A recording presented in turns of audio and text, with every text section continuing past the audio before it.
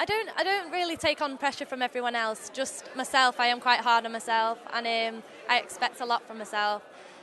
Sometimes it can be a good thing, though. In the world of mixed martial arts, there are fighters who punch hard, and then there are fighters who change the game. Dakota Ditcheva, often called the Dangerous One, is one of those rare athletes who do both. Born in Manchester, England, to a British father and a Bulgarian mother, Dakota grew up surrounded by the fighting spirit. Her mother, Lisa Howarth, was a former kickboxing world champion, and she became one of Dakota's biggest inspirations. Fighting was not just a sport in her house, it was part of life. From a young age, Dakota learned discipline, strength, and how to stay calm under pressure. She trained in kickboxing and Muay Thai, mastering every punch, kick, and knee strike with precision. People quickly noticed that she wasn't just another girl in the gym. She was a future star. In 2022, Dakota signed with the Professional Fighters League, PFL, one of the biggest stages in MMA. It was a big step up, but Dakota made it look easy. In her very first fights, she shocked everyone. She didn't just win, she destroyed her opponents.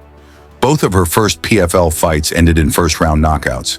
Fans cheered as she showed her lightning speed and powerful right hand. It was clear, Dakota Ditcheva had arrived. Her combination of calmness and violence was fascinating. She didn't rush. She didn't yell or show off. She fought like a machine, smart, cold, and precise. Her nickname, Dangerous Dakota, fit perfectly.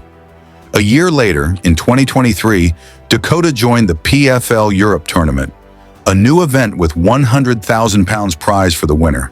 It was a chance to prove she was one of the best fighters in the world. Her first match was against Minna Hermansen. Hermansen was tough, but Dakota was on another level, as she took control quickly, showing not only her striking skills but also her ground game. In the first round, Dakota wrapped her arms around Minna's neck and delivered her first career submission, a rear naked choke. The crowd exploded with excitement. Dakota had just shown she could win anywhere, even on the ground. The next fight was even tougher. Dakota faced Cornelia Holm, a strong Swedish wrestler known for breaking arms and choking opponents unconscious. Holm believed her experience would make the difference. "If you compare my experience, it's a lot bigger than hers," Holm said confidently before the fight. "She won't survive 3 rounds." But Dakota didn't listen to talk. She let her actions speak. When the fight began, Holm rushed in for a takedown, but Dakota's balance and wrestling training stopped her cold. Dakota started landing hard knees to Holm's body, each one echoing around the arena. Holm tried to survive by holding on tightly, but Dakota kept punishing her. In the second round, Dakota landed a perfect right hand that made Holm stumble like a puppet. The crowd gasped. Holm tried again to wrestle, but Dakota flipped the tables, taking Holm down herself and nearly choking her out. By the third round, Dakota was in full control. She threw a clean 1-2 punch combination followed by a sharp kick. Holm crumbled. The referee stopped the fight. Dakota had won again. She danced and smiled after the fight, doing the famous Erling Haaland celebration, while Holm could barely stand. The victory sent her to the final in Dublin. In Cape Town, South Africa, Dakota's next challenge came in the form of Sumiko, Lady Samurai. Inaba, a short, powerful fighter from Hawaii with a wild and fearless style. Inaba liked to fight with chaos. She didn't back down from pain and promised to shock Dakota. Before the fight, Sumiko mocked her opponent. "She hasn't been hit like I hit," she said. "Once I punch her, she'll know."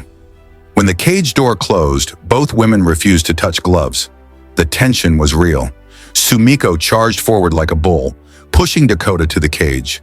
But every time she attacked, Dakota's sharp punches landed first. She used her long reach, snapping Sumiko's head back again and again. The fight turned into a battle of control.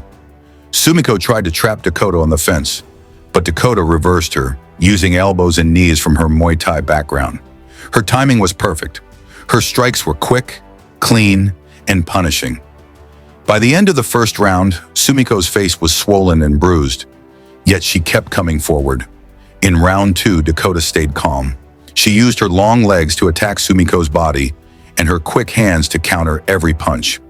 At one point, she landed a right hand so strong that Sumiko stumbled backward, almost falling.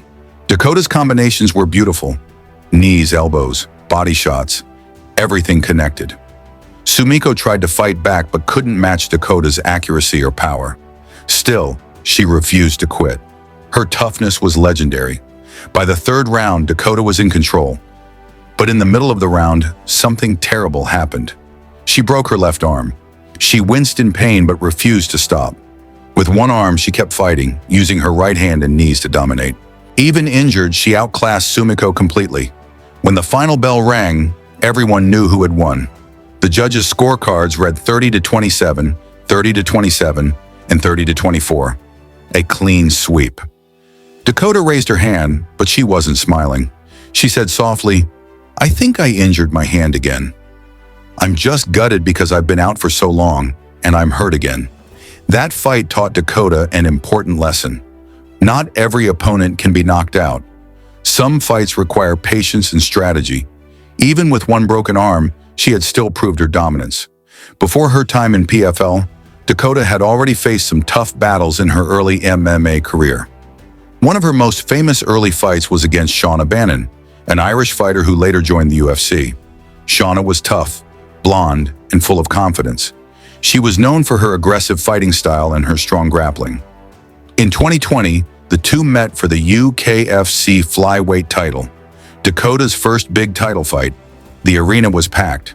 The crowd roared as the two future stars faced off. Dakota, as always, was calm. She blew a kiss before the fight began, a sign that she was ready to put on a show.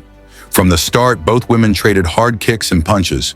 Shauna tried to take Dakota down, but Dakota's strength and balance kept her on her feet. When Shauna managed to grab her, Dakota broke free and punished her with knees and punches. At the end of the first round, Shauna looked tired, while Dakota was smiling. In the second round, Dakota targeted Shauna's legs, taking away her movement. Then she pushed forward with even more aggression. She used her clinch to control Shauna, landing knees that made the crowd shout in awe. Every time Shauna tried to wrestle, Dakota outmuscled her. By the third round, Dakota's confidence was unshakable. She mixed her striking with smart grappling and completely dominated. When the bell rang, the judges announced Dakota as the new UKFC flyweight champion. It was her first title, a huge milestone.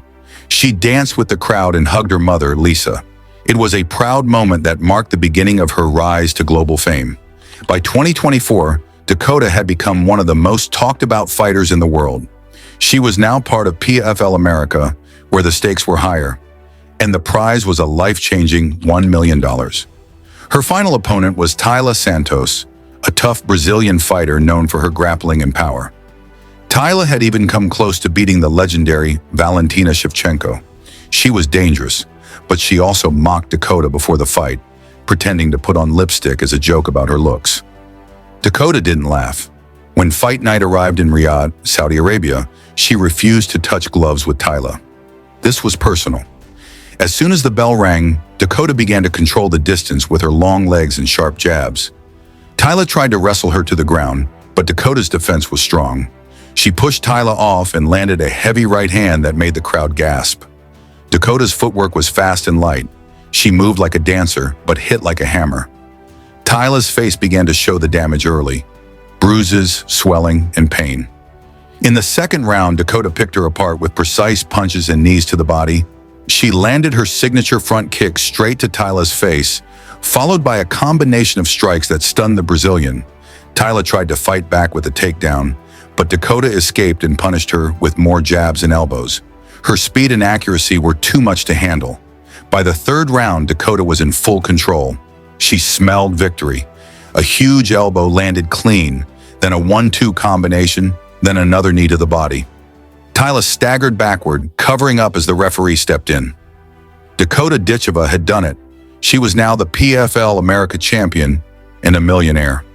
In celebration, she picked up the lipstick Taila had mocked her with before and put it on herself in the center of the cage, smiling proudly.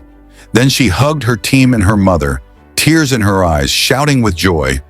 It was a full-circle moment. The girl who had trained in small gyms was now one of the best fighters in the world. From Manchester to Riyadh, from a teenage kickboxer to a global MMA champion, Dakota Ditcheva's story is one of courage, precision, and calm power. Her journey shows what happens when discipline meets confidence. She doesn't fight with emotion, she fights with intelligence. Her opponents come in full of confidence, thinking they can beat her and leave humbled. Through broken bones, doubters, and brutal fights, Dakota has remained the same, composed, dangerous, and hungry for more. As one commentator said, she doesn't just fight her opponents, she teaches them a lesson. And that's exactly what she continues to do, one fight at a time.